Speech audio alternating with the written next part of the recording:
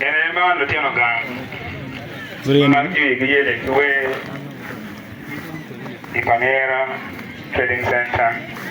Nyagilokong Sub-County Kipea kama utime ikomlatien makamegwa ena ye maki ukasini nuonye lubankene Geoffrey Wanongeo Kileme Street akoda waskumano Kileme Street we sa donzi nyo Lije Manimoto pia watia katika sel Kienman megwa music industry nyo fraternity ingene Ipangera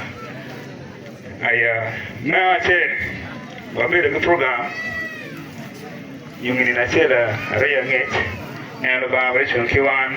baka gine nyao nyige kalbe sa potpo bilma dia di pian ngo po chwa dwana bodano and tamir for your